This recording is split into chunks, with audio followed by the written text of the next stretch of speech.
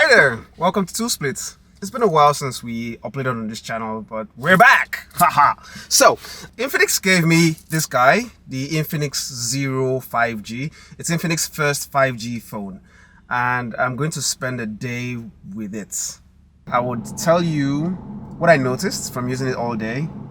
Camera performance, battery performance, usability, screen, and the usual. It's currently after 1. Granted, I woke up really late. This is the start of my day, and I was editing last night. Reasons? You already know.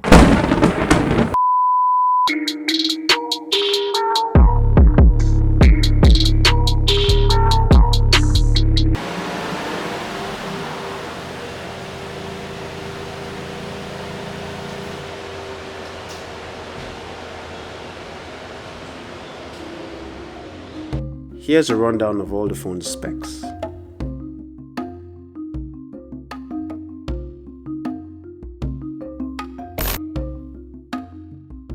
In terms of design, nothing new to see here. It's your basic plastic slab with a glass screen on top, although they have made some really interesting changes here and there. And the first one is the positioning of the fingerprint sensor. So it's flush with the body and also acts as your lock and unlock button, and it's quite convenient. You just simply touch it and it opens. Super accurate, super fast, really clever placement. I really dig that. And we move on to the rest of the body. The bottom has a 3.5mm jack, comes with a USB Type-C port. So it has only one bottom firing speaker, no speakers at the top unfortunately, so no stereo sound. Yeah, bummer. That's a mic on the top for, well, recording when you're recording. That's the SIM card tray on the side. It's a double SIM card tray and also doubles as a memory card holder. My version comes in Skylight Orange. There are 3 colors actually: Skylight Orange, Cosmic Black, and Horizon Blue. My Skylight Orange has a nice matte texture to it. It's not glossy like the other 2 colors. The only problem I have with it is that it's very bright. It's a weird kind of orange, especially when you look at it from different angles. It's very shouty. I'm more of the blue guy, so I like the blue one. The only problem is that one is a fingerprint magnet. For that camera island, it looks like something inspired by Oppo. I won't say it's the direct copy. It looks a lot more sophisticated than Infinix's previous offering, so that's pretty cool.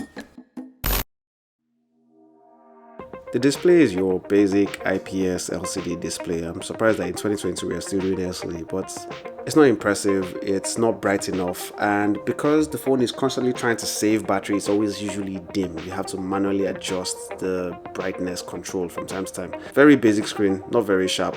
500 nits of peak brightness maximum. The one thing they try to do is they added 120Hz refresh rate. When using it in some apps, it's a bit somehow. It's not fully 120Hz. It switches between 120Hz and 60 very violently. That's so weird. I mean, it's angry when it's doing that switching, but yeah, you get my point. And the menu has the option to switch between 60 and 120Hz or select a dynamic mode, which automatically switches it, just like LTPO displays, but it's not really LTPO. It's doing it with software.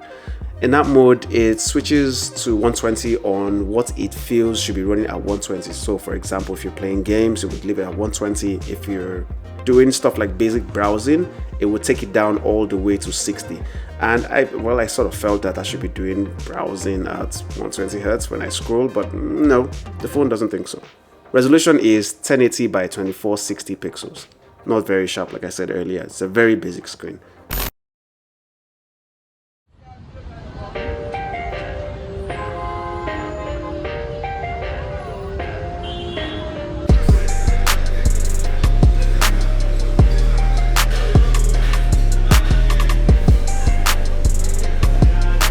As we can see on the back, it has 3 camera sensors.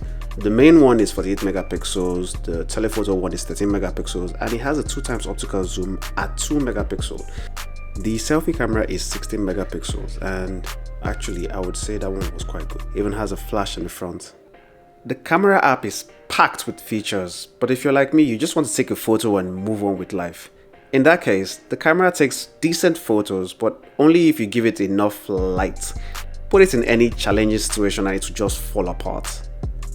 Night mode is meh. Video recording in a day is decent, but with software stabilization on. Video at night? No comment, literally.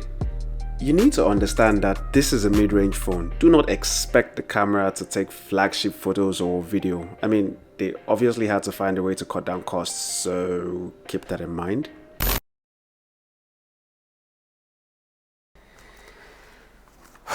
So, to summarize my experience, I'll start with the things I didn't like, and there are two major ones.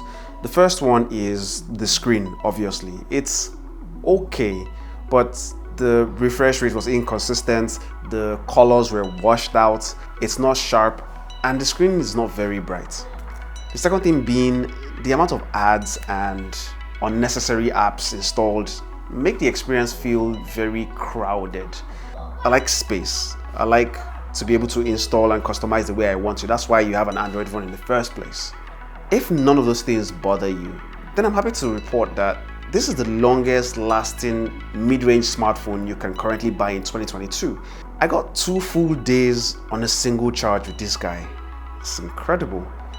And with its ultra power saving feature, you can get 3 full days out of this. That's a power user's dream. The fact that the processor keeps up with my intense usage is quite surprising, and it's light too for its size, considering this houses a 5000 milliamp battery.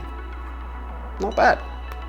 So finally, putting everything I have said into consideration, plus the fact that this phone has 5G, it's future proof, is it worth 250 euros? I'll let your wallet decide.